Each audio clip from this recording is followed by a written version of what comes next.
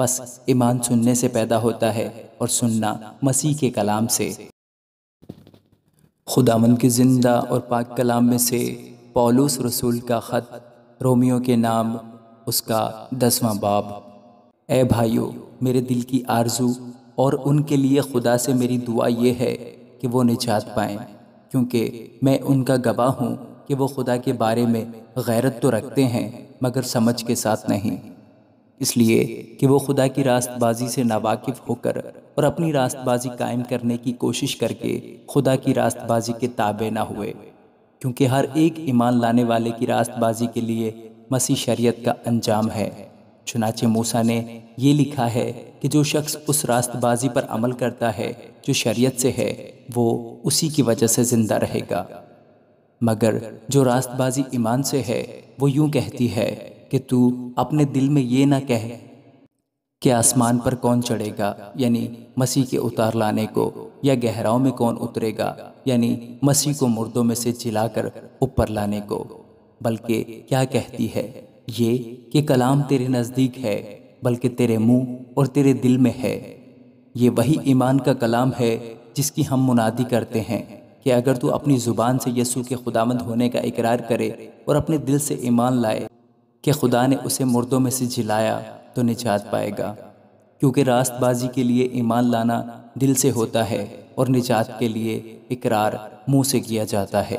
چنانچہ کتاب مقدس یہ کہتی ہے کہ جو کوئی اس پر ایمان لائے گا وہ شرمندہ نہ ہوگا، کیونکہ یہودیوں اور یونانیوں میں کچھ فرق نہیں، اس لیے کہ وہی سب کا خداوند ہے اور اپنے سب دعا کرنے والوں کے لیے فیاض ہے، کیونکہ جو کوئی خداوند کا نام لے گا نجات پائے گا۔ مگر جس پر وہ ایمان نہیں لائے اس سے کیوں کر دعا کریں، اور جس کا ذکر انہوں نے سنا نہیں اس پر ایمان کیوں کر لائیں، اور بغیر منادی کرنے والے کے کیوں کر سنیں، اور جب تک وہ بھیجے نہ جائیں منادی کیوں کر کریں۔ چنانچہ لکھا ہے، کیا ہی خوشنما ہیں ان کے قدم جو اچھی چیزوں کی خوشخبری دیتے ہیں، لیکن سب نے اس خوشخبری پر کان نہ دھرا۔ چنانچہ یسایہ کہتا ہے کہ اے خداوند، ہمارے پیغام کا کس نے یقین کیا ہے؟ بس ایمان سننے سے پیدا ہوتا ہے اور سننا مسیح کے کلام سے۔ لیکن میں کہتا ہوں، کیا انہوں نے نہیں سنا؟ بے شک سنا۔ چنانچہ لکھا ہے کہ ان کی آواز تمام روئے زمین پر اور ان کی باتیں دنیا کی انتہا تک پہنچی۔ پھر میں کہتا ہوں، کیا اسرائیل واقف نہ تھا؟ اول تو موسیٰ کہتا ہے کہ میں ان سے تم کو غیرت دلاؤں گا، جو قوم ہی نہیں ایک نادان قوم سے تم کو غصہ دلاؤں گا۔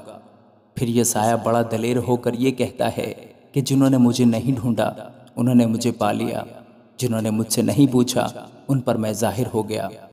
لیکن اسرائیل کے حق میں یوں کہتا ہے کہ میں دن بھر ایک نافرمان اور حجتی امت کی طرف اپنے ہاتھ بڑھائے رہا۔